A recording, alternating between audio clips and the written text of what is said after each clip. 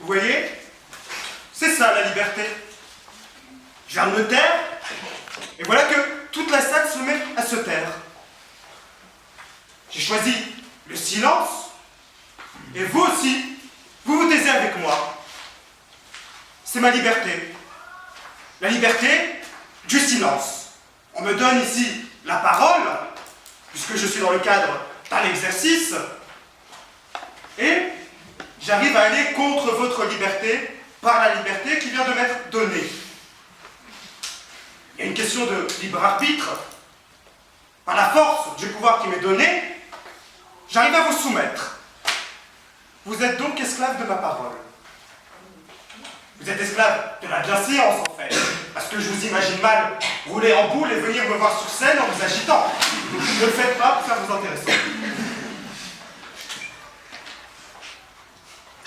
Choisir, c'est avoir le choix. Choisir, c'est trancher. Choisir, c'est également écarter des possibilités. Quand on va chez le boucher et qu'on prend une merguez plutôt qu'une saucisse ou que du foie, c'est l'expression de la liberté. Choisir, c'est exprimer sa liberté. Tandis que l'esclave, c'est celui qui n'a pas de choix. C'est celui qui est dépendant. Celui qui n'a pas le droit de jouir. Celui qui n'a pas le droit de dire ce qu'il pense. L'esclave, c'est moi. Quand on me donne 48 heures pour traiter ce sujet que j'ai trouvé moyennement intéressant. Ainsi, je suis esclave du temps qui m'a été accordé, esclave des règles. Oui, Alexandre, je suis ton esclave. Passons au sujet.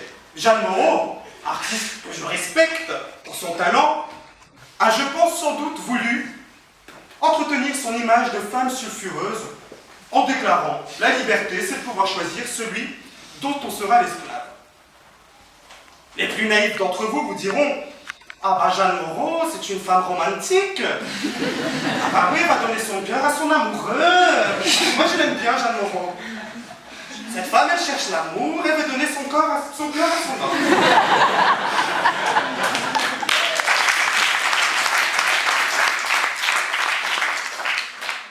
C'est bien cela dont il est question, c'est d'amour.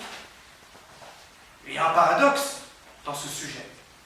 Choisir celui dont on sera l'esclave.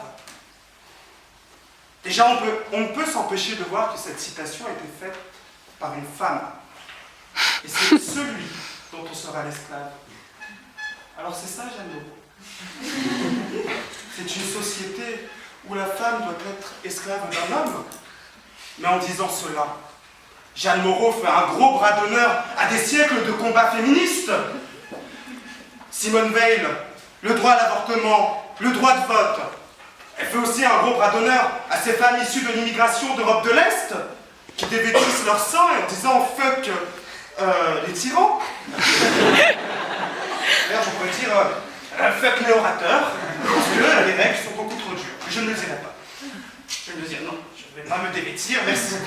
Merci Alex. C'est une société, c'est un retour à l'Antiquité. La femme a un rôle d'esclave face à l'homme. À l'Antiquité, dans le théâtre grec, la femme était au fond avec les esclaves. Donc Jeanne Moreau, c'est un retour à l'Antiquité. Moi, je m'y oppose. C'est choisir une société où la femme serait un objet. D'ailleurs, comme le dit un grand penseur contemporain de la condition humaine, qui, je pense, vous connaissez tous et qui s'est exprimé sur la liberté, un certain Florent Pagny, a dit « Prenez ma femme, mon canapé, mais vous n'aurez pas ma liberté de penser. » Jeanne Moreau, elle est esclave d'un homme. Florent Pagny, sa femme, c'est comme le canapé. C'est ça que vous voulez comme société? Et puis, soyons sérieux, mettons Jeanne Moreau face à ces contradictions. J'ai une autre citation de cette dame qui dit « J'aimerais avoir une maison avec une chambre pour chaque homme que j'ai aimé. » Alors, elle est libre de choisir de qui elle sera esclave, puis elle veut une maison avec tous ces hommes dont elle sera esclave, par-ci par-là. Mais ne voyez-vous pas qu'il s'agit juste de communication? Ne soyez pas esclave de la communication de Jeanne Moreau, voyons. Les ficelles sont trop grosses. Jeanne Moreau, C'est juste des communicants qui lui ont dit, écoute, tu as une image de femme sulfureuse, tu dis cette citation, et puis basta. Et puisqu'il est question de liberté, je vais conclure en faisant ça. Libéré